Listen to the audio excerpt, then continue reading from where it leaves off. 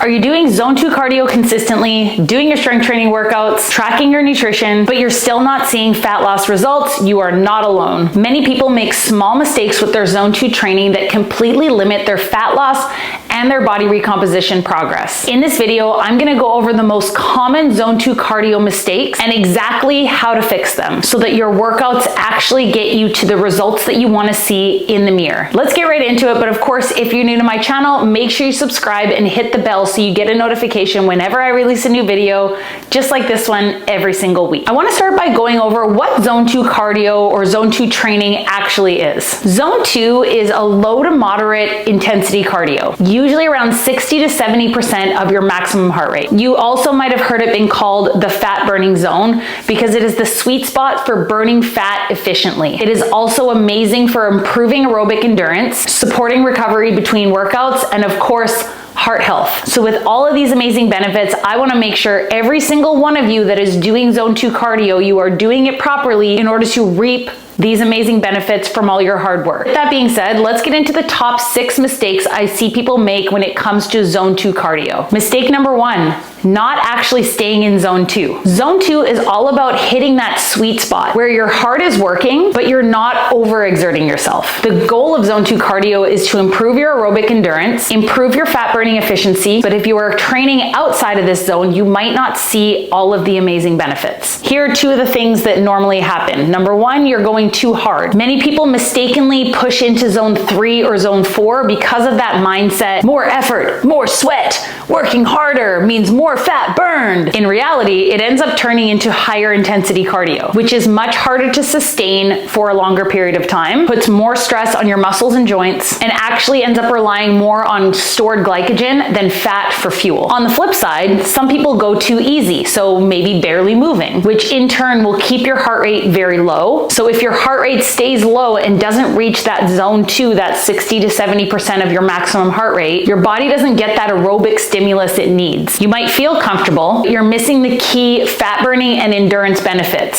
So how do we fix this? 1, you need to calculate your zone 2 heart rate by taking 60 to 70% of your maximum heart rate. So maximum heart rate is approximately 220 minus your age. So if you're 40 years old, your maximum heart rate is 180 beats per minute. So zone 2 for you would be approximately 108 to 126 beats per minute. And then there are a few ways you can track that you are in that range while you're doing your cardio. 1, wear a heart rate monitor. So a lot of people now wear Apple Watches, Fitbits that should show you your heart rate while you're working out on the screen. So you're gonna keep an eye on it and check in on it and make sure that you are working within that heart rate range. Another way to test if you don't have a heart rate monitor is called the talk test. And the best way I like to describe that is, say you're on the elliptical at the gym and you're working hard. If someone came up to you, you could have a conversation, or if someone called you on the phone, you could have a conversation with them. Maybe not for a long period of time, but you could talk and you wouldn't be like, just hold on one second.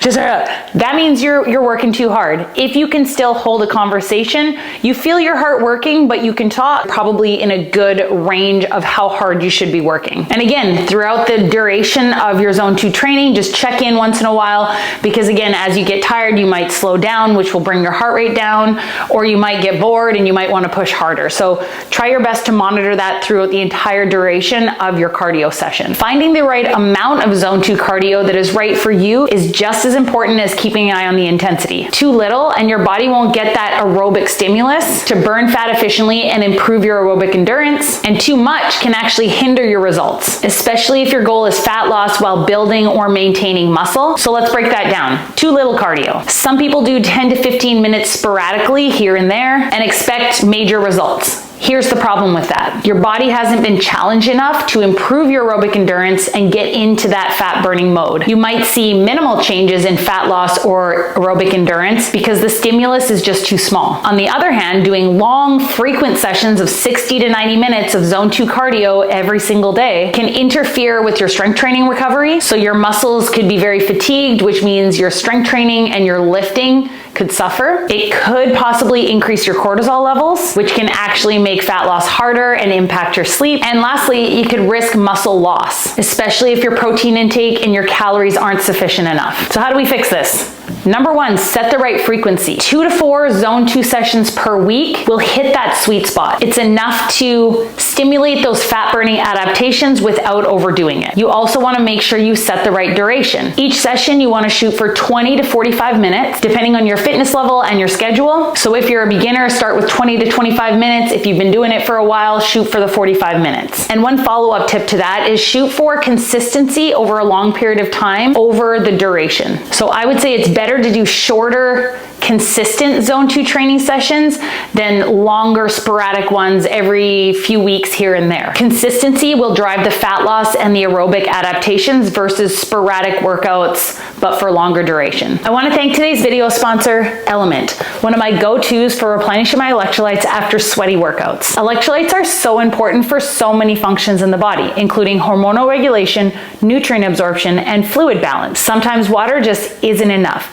and Element has the perfect balance of 1,000 milligrams of sodium, 200 milligrams of potassium, and 60 milligrams of magnesium. And better yet, 0 artificial sweeteners, no sugar, so no junk. Element can help prevent and eliminate headaches, muscle cramps, fatigue, sleeplessness, and other common symptoms of electrolyte deficiency. Right now, you can get a free 8-count sample pack of Element's most popular drink mix flavors with any purchase. Get yours at drinkelement.com/Michelle.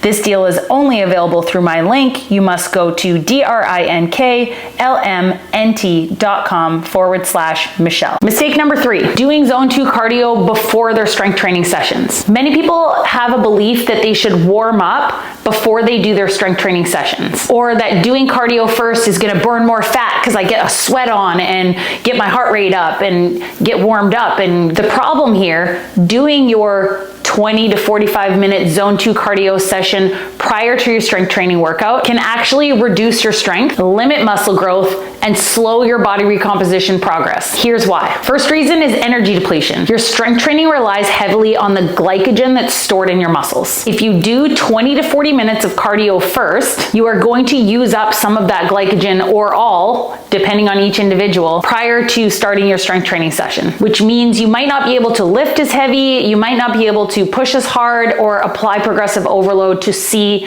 the improvements in strength and muscular gains. Another reason is muscle fatigue. So depending on which form of cardio you use for your zone 2 cardio, if you're on a stair climber or if you're running, this could cause more fatigue in your leg muscles, and then you go to do squats and deadlifts, your muscles are already a little bit fatigued before you go and lift the weights. This increases the risk of poor form, not being able to lift as heavy, or possibly injuries. So how do we fix this? Make sure you're lifting first. Yes, it's still important to warm up before a strength training workout. That could be a 3 to 5 minute walk on the treadmill or an elliptical or a bike, doing some mobility and some dynamic stretching. That is a great way to warm up before your strength training workout, not doing 20 to 45 minutes on the stair climber. While your muscles are fresh, go in, crush your strength training workout, and then if you have time after, you can do your zone 2 cardio session after your strength training workout. That's not gonna compromise your lifts, and it's still gonna give you the fat burning benefits. Or you do your zone 2 cardio on a completely separate session. So if you strength train 4 days a week, 2 other days out of that week, or 3, you are doing your zone 2 cardio on a completely separate day. So main takeaway, zone 2 cardio has amazing benefits, but if your goal is fat loss or body recomposition, where you are trying to increase muscle and drop body fat, if you are at the gym to lift weights, that is your priority. It is not calorie burn, it is not cardio, it is not sweating as much as you can, it is lifting the weights with good form, applying progressive overload to challenge your body, and then cardio can happen after that. Mistake number 4 is not progressing gradually. Zone 2 cardio is highly effective, but if you do the exact same workout every single week, your body will start to adapt and your results will start to plateau. So here's what usually happens. The first few zone 2 cardio sessions will feel a little bit more challenging, but over time, if done correctly, your cardiovascular system is going to start to adapt and become more efficient. And just like progressive overload with your strength training, if you don't increase the stimulus slightly, your body has no more reason to improve. So initially you'll see results in fat burning and fat metabolism, but after a few weeks of doing the same speed, the same incline, the same duration, you won't won't push your body enough to continue improving. So how do we fix this? We're gonna increase our duration gradually. So again, if you started with 20 to 25 minutes per session, you can slowly work your way up to 40 to 45 minutes per session over the course of a few weeks. Even by adding something as 2 to 5 minutes every 1 to 2 weeks, it's gonna add a little bit more of a challenge for you without overdoing it. Another way is to increase your intensity slightly, adjusting your speed, adjusting your incline, adjusting your resistance by a small amount, just enough to raise your heart rate a little bit, but keeping you in zone 2. Zone 2 cardio is most effective when you keep challenging your body. Mistake number 5, ignoring your nutrition. Some people think that as long as they're doing their zone 2 cardio consistently and staying in zone 2, as Michelle said, they are going to see fat loss results. The truth is, zone 2 cardio alone, and even combined with strength training, will not overcome a poor diet. You've heard the saying, you can't out-train a bad diet. It's true. You could be burning calories during your workout, but if you're eating more than the calories you're burning, then you won't see results in fat loss. Or if you're not eating enough protein, you won't see results in body recomposition. Here's why this usually happens. Many people are under eating and overdoing cardio. Some people rely solely on eating very minimal calories and doing lots of cardio to achieve weight loss or fat loss. But this can lead to muscle loss, fatigue, and a slowed metabolism. Another thing that happens is overdoing it on the cardio, so it's making you really, really hungry, and then you're overeating after your cardio session. It's the idea of, well, I earned this. But at the same time, the whole idea to doing the cardio is to burn more calories, to put you in a steeper calorie deficit, in turn, to achieve fat loss. And lastly, a lot of people are not getting enough protein each day. So when you're doing this cardio and you're doing the strength training, you're not eating the right nutrition to fuel building and maintaining lean muscle while you are losing fat. So how do we fix this? Number 1, maintain a moderate calorie deficit, meaning aiming to eat slightly fewer calories than your body burns each day. And then of course we use cardio not only to improve our heart health and our aerobic endurance and all the amazing benefits, but it will also help increase your daily calorie deficit. You want to make sure you're eating enough protein to fuel your body through these cardio sessions and allow you to maintain your muscle mass while you're doing this cardio, as well as help fuel you in your strength training workouts and the recovery of your muscles to help build in order to achieve that body recomposition. So key takeaway here, no matter how perfect you master the zone 2 cardio, if your nutrition is not in check, it's not going to work for fat loss. And then lastly, mistake number 6, not tracking or measuring your progress. Many people stick with zone 2 cardio for months and months and months without ever checking if it's actually working. And then they wonder why fat loss is slow or body recomposition is not happening. Without measuring, you're basically guessing. Here's what often happens. Sticking to the same routine blindly. You might be doing cardio correctly, but maybe your duration, your intensity, and your frequency aren't enough anymore. And without tracking, you won't know the adjustments that you need to make. Another thing is people ignore body composition changes. So they are relying solely on that number on the scale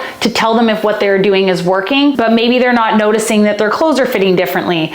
They're starting to see muscle definition in their arms. Their pants are a little bit bigger in the waist. Their energy levels are better. Their resting heart rate is down. Their blood pressure is improving. So how do we fix this? 1, track your workouts. Record your duration, your intensity, and your average heart rate of your zone 2 cardio sessions. Again, if you wear an Apple Watch or a Fitbit, it will track all of this data for you. Also track your body. So tracking your weight on the scale, pictures, and measurements, and checking in every 2 weeks or every 4 weeks, whichever you prefer, to see your progress in all angles, not just the weight on the scale. And then you are going to adjust your program based on the data. So if your heart rate isn't increasing for the same effort, add a small progression in your duration or your intensity of your zone 2 sessions. And then if your measurements plateau, check your nutrition, check your zone 2 cardio frequency, and your strength training intensity. So key takeaway, you can't improve what you don't measure. This ensures that your zone 2 cardio sessions are going to help you in your body recomposition journey, not hinder you. So there you go, guys. As always, I hope this video was helpful. If you have any questions about zone 2 cardio or really anything else related to fitness or nutrition, leave them in the video comments below. I'm always happy to help. If you need help with your nutrition or your workouts and you want to learn more about working with me one-on-one in my online fitness and nutrition coaching program, I'll put a link in the video description where you can learn more about that program. Give this video a like if you enjoyed it, and as always, have a great day, guys, and I will see you in the next one.